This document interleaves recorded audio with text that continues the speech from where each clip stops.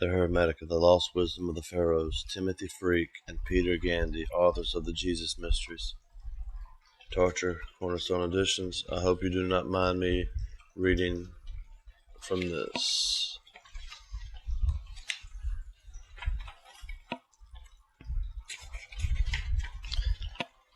The Hermetica, The Lost Wisdom of the Pharaohs.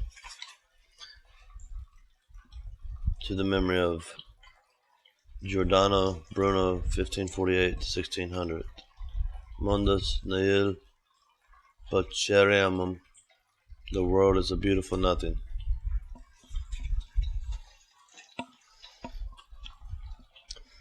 The last words of thrice great Hermes, wise words, although written by my decaying hand, remain imperishable through time, imbued with the medicine of immortality by the All-Master, be unseen and undiscovered by all those who will come and go, wandering the wastelands of life, be hidden until an older heaven births human beings who are worthy of your wisdom. Having sounded this prayer over the works of his hands, Hermes was received in the sanctuary of eternity.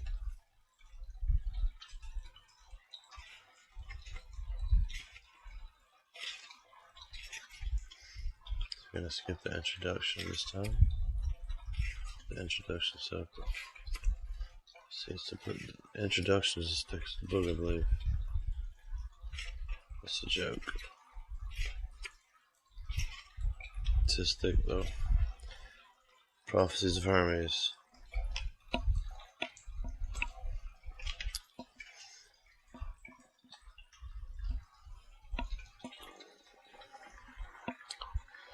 In this chapter, Hermes describes the nature of pure philosophy, but laments that in future generations it will become all but lost. The philosophy that Hermes teaches is not just a clever intellectual exercise. It is about focusing the mind in deep meditation on Adam, an ancient Egyptian name for God. Such pure philosophy is about rising above mere opinions to experience directly the mind of the universe. Using the God-given gift of our own little minds, we can come to know the big mind that creates and maintains the cosmos in beautiful order. For Hermes, spiritual philosophy is not opposed to science, as it often is for us today. The student of spiritual philosophy studies science as a form of devotion to God. Through understanding the secrets of the natural world, he is overcome with a sense of awe and reverence for the Creator. He appreciates the perfect order of the universe as if he were listening to a grand symphony in which every melody has been exquisitely combined to compose one magnificent harmony. Hermes' prophecies, however, prophesies, that this spiritual philosophy will one day become lost and confused. Speaking from our distant past, he uncannily describes the predicament we find ourselves in today. Pure philosophy has been replaced by the teachings of clever intellectuals with no mythical understanding of life. People have ceased to see the universe as a source of wonder and no longer revere it as the work of God. Spirituality has come to be dismissed by science as primitive superstition. The profound wisdom of the ancient Egyptians is thought of as a dead religion and as little more than an archaeological curiosity. Hermes foretells that Egypt, once the home of spirituality, will become a desolate place, deserted by the gods. Out of compassion for future generations, Hermes writes his wisdom in books and orders them to be hidden, like a time capsule of truth. Hermes' vision waits for its chance to awaken future generations who are lost and bewildered by life, such people as ourselves. The prophecies of Hermes. Pure philosophy is spiritual striving, through constant contemplation, to attain true knowledge of Adam, the one God. But speaking now in prophecy, I say that in times to come, no one will pursue philosophy with single-mindedness and purity of heart. Those with a grudging and ungenerous temperament will try and prevent men discovering the priceless gift of immortality. Philosophy will become confused, making it hard to comprehend. It will be corrupted by spurious speculation. It will be entangled with bewildering sciences like arithmetic, music, and geometry. The student of pure philosophy studies the sciences, not as fanciful theories, but as devotion to Adam, because they reveal a universe perfectly ordered by the power of number, because measuring the depths of the sea and forces of fire and magnitude of physical things leads to a reverent awe at the Creator's skill and wisdom, because the mysteries of music bear witness to the unsurpassed talent of the supreme artist, who has beautifully harmonized all things into a single whole, suffused with sweet melodies. To simply love Adam in thought with singleness of heart, and to follow the goodness of his will, this is philosophy, unsullied by intrusive cravings for pointless options.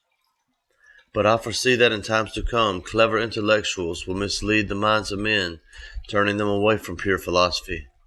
It will be taught that our sacred devotion was ineffectual, and the heartfelt piety and assiduous service with which we Egyptians honor Adam was a waste without reward. Egypt is an image of the heavens, and the whole cosmos dwells here. In this its sanctuary, but the gods will desert the earth and return to heaven, abandoning this land that was once the home of spirituality. Egypt will be forsaken and desolate, bereft of the presence of the gods. It will be overrun by foreigners who will neglect our sacred ways. This holy land of temples and shrines will be filled with corpses and funerals. The sacred Nile will be swollen with blood, and their waters will rise, utterly fouled with gore. Does this make you weep? There is worse to follow. This land that was a spiritual teacher to all humankind, which loved the gods with such devotion that they deigned to sojourn here on earth.